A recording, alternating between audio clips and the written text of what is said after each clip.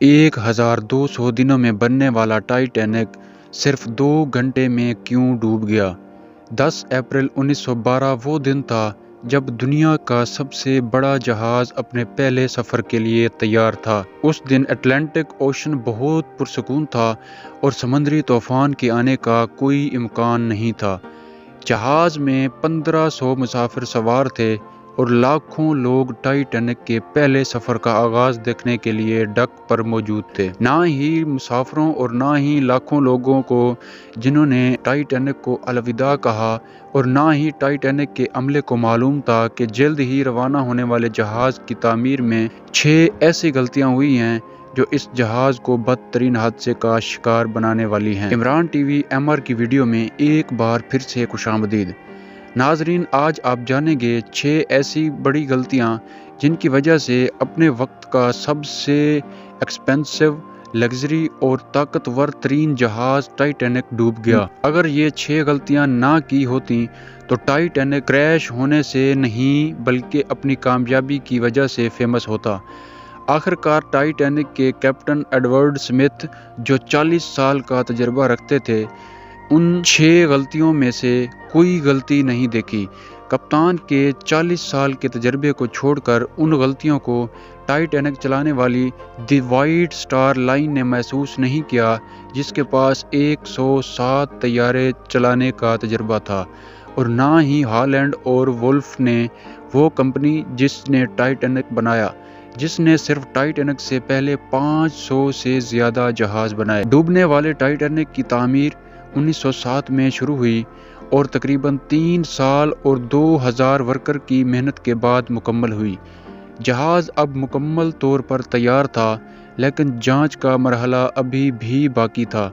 Titanic बनाने वालों के एतमाद में उस वक्त मज़ीद इजाफा हुआ जब अपना पहला रन टेस्ट कामयाबी से पास किया। जैसे ही उसने टेस्ट पास किया, उसे पूरी दुनिया के मुख्तलिफ अखबारात में मार्केट किया गया, जिसकी सुर्खी ये थी, नाकाबिले तस्खीर टाइटैनिक, यानी कि कभी ना डूबने वाला जहाज़।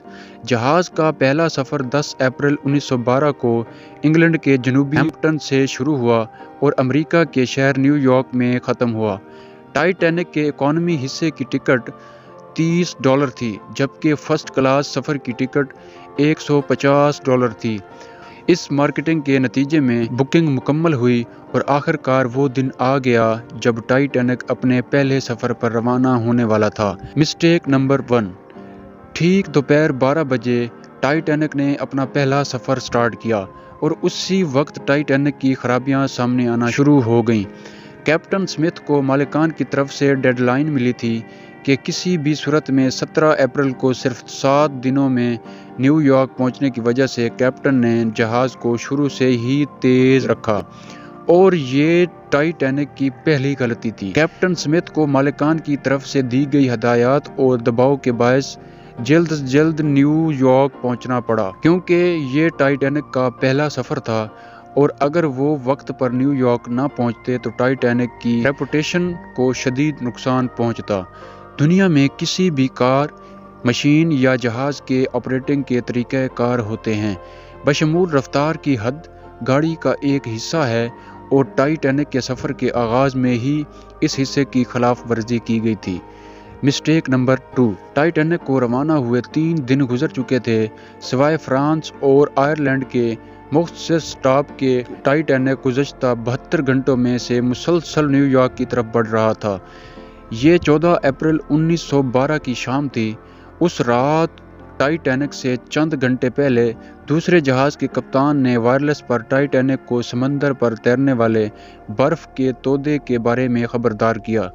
माहिरीन का कहना है कि कम से कम 6 बार वार्निंग दी गई, लेकिन वायरलेस ऑपरेटर की लापरवाही की वजह से अहम तरीन वार्निंग याद नहीं आई। हो सकता है कि ये उनके लिए मामूली बात हो, लेकिन ये टाइटैनिक का अमला था। दूसरी गलती ये थी कि टाइटैनिक अपनी नौयत का पहला लग्जरी जहाज़ था और उसमें कई VIPs थे, इसलिए टाइटैनिक का ज़्यादातर अमला फ़र्स्ट क्लास मुसाफिरों की खिदमत में मसरूफ़ था। अगर इन अलर्ट को संजीदगी से लिया जाए, आगे का मंजर मुख्तलिफ होता। Mistake number 3। जहाज़ की रफ्तार बहुत ज़्यादा थी اور وہ ایک بہت اہم وارننگ بھول گئے۔ جہاز کو ابھی بھی بچایا جا سکتا تھا کیونکہ جہاز کے پہرے دار الرٹ تھے۔ جب وہ اپنے کپتانوں کو دور سے دیکھتے تھے تو برف کے ٹوٹنے کی اطلاع دینے کے لیے تیار تھے، لیکن ان کے پاس دور سے دیکھنے کے لیے کوئی چیز نہ تھی، اور وہ تھی دوربین۔ جی ہاں، گارڈز الرٹ تھے، لیکن دوربین نہ ہونے کی وجہ سے وہ آئس برگ کو دور سے نہیں دیکھ سکتے تھے، اور یہ ٹائٹینک کے ڈوبنے کی تیسری بڑی غلطی تھی۔ کیپٹن سمتھ کو برف کے ٹوٹنے کی اطلاع اس وقت ملی جب جہاز کے پہرے داروں نے اطلاع دی۔ ہوائی جہاز کے سامنے فٹ بال کے میدان کا سائز ایک آئس برگ کے برابر ہے، لیکن بہت دیر ہو چکی تھی کیونکہ آئس برگ بہت قریب تھا۔ مسٹیک نمبر 4، کیونکہ بحر اوقیانوس میں اکثر بحری جہازوں کو برف کے ٹوٹنے سے نمٹنا پڑتا ہے، جسے بڑے جہاز آرام سے سنبھال لیتے ہیں۔ کیپٹن سمتھ کو آئس برگ کی خبر ہوتے ہی کیپٹن سمتھ نے جہاز کے انجن بند کرنے کا حکم دیا اور ساتھ ہی ٹائٹینک کو راستہ بدلنے کا حکم دیا۔ بلا شبہ کپتان سمتھ نے آئس بریک سے بچنے کی بھرپور کوشش کی، لیکن فاصلہ اتنا کم تھا کہ کچھ کرنا بے سود تھا۔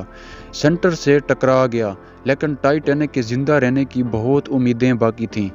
یہ امید باقی رہ گئی تھی کہ شاید آئس برگ نے جہاز کے جسم کو کوئی نقصان نہیں پہنچایا، یا ہو سکتا ہے کہ آئس برگ اپنے آپ ہی گر کر تباہ ہو گیا ہو۔ اگر ٹائٹینک کی چوتھی غلطی کام نہ آئی تو ایکسپرٹس کا خیال ہے کہ ٹائٹینک کے جسم کا پچھلا حصہ سٹیل سے نہیں بلکہ کاسٹ آئرن سے بنا ہوا ہے۔ ریوٹس کا کام لوہے کے بڑے پیسز کو آپس میں جوڑے رکھنا ہوتا ہے، لیکن چونکہ کاسٹ آئرن سٹیل سے زیادہ نرم ہے، یہ اس جگہ پر واپس آتا ہے جہاں آئس برگ ٹائٹینک کے جسم سے ٹکرائی تھی۔ وہ ریسر کی وجہ سے کھل گئے، اور پھر وہی ہوا جس کا سمتھ کو خدشہ تھا۔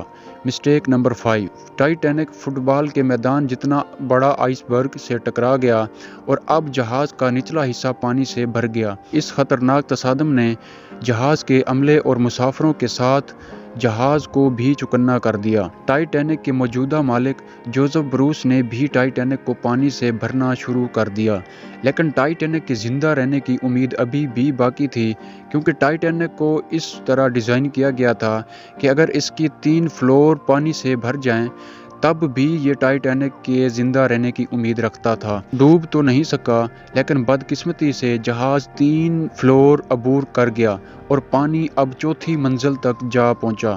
اب معاملہ ہاتھ سے نکل چکا تھا۔ ٹائٹینک کی فکر کیے بغیر اس میں مسافروں کی جان بچانے کا وقت آ گیا تھا۔ کیپٹن سمتھ نے اپنے ریڈیو پر ہنگامی الرٹ جاری کیا۔ اس وقت تک مسافروں کو لائف بوٹ میں منتقل کرنے کا منصوبہ تھا جب تک کوئی مدد کے لیے نہ آئے، لیکن اس موقع پر 5ویں غلطی نے اپنا کام دکھایا۔ جی ہاں، مسافر نے بتایا کہ طیارے میں کل 32 لائف بوٹس کے لیے جگہ تھی، لیکن غفلت کی وجہ سے صرف 20 کشتیاں رکھی گئیں۔ 1500 پیسنجر تھے اور صرف 20 کشتیاں تھیں۔ مسٹیک نمبر 6، ہر طرف افراتفری تھی اور ہر کوئی ان چند گنی چنی بوٹس پر سوار ہونا چاہتا تھا۔ 12:45 پر پہلی ہنگامی کشتی سمندر میں اتری، لیکن یہاں افراتفری کے عالم میں ایک اور چھٹی غلطی ہوئی۔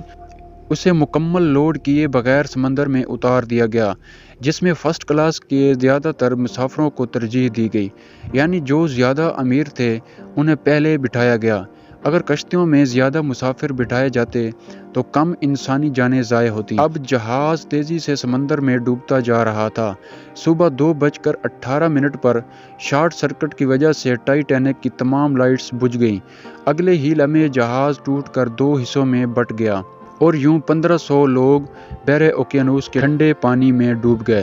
میں آپ کو یہ بتاتا چلوں کہ اس وقت پانی کا ٹیمپریچر -2 ڈگری سینٹی گریڈ تھا، یعنی اگر مسافر ٹھنڈے پانی میں کود بھی جائیں تب بھی بچنے کا کوئی امکان نہیں تھا، کیونکہ اتنے کم ٹیمپریچر میں انسان 30 منٹ سے زیادہ زندہ نہیں رہ سکتا۔ مرنے والوں کی تعداد 1500 سے زیادہ بتائی جاتی ہے، کیونکہ عملے کے بہت سے جاننے والے بغیر ٹکٹ کے طیارے میں سوار ہوئے۔ بچ جانے والوں میں سے سب سے زیادہ تعداد بچوں اور خواتین کی تھی۔ دوسری طرف کیپٹن سمتھ تھا، جو اپنا سارا وقت جان بچانے میں صرف کر رہا تھا اور وہ ڈوبتے ہوئے جہاز سے چھلانگ لگانے والا آخری آدمی تھا۔ تو امید کرتا ہوں کہ آپ کو یہ ویڈیو ضرور پسند آئی ہوگی اور آپ اسے بھرپور شیئر اور لائک کریں گے۔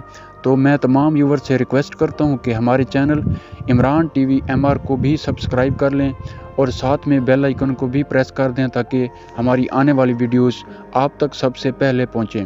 تو ایک اور زبردست ویڈیو کے ساتھ حاضر ہوتے ہیں، تب تک کے لیے ہمیں دیجیے اجازت۔ اللہ حافظ۔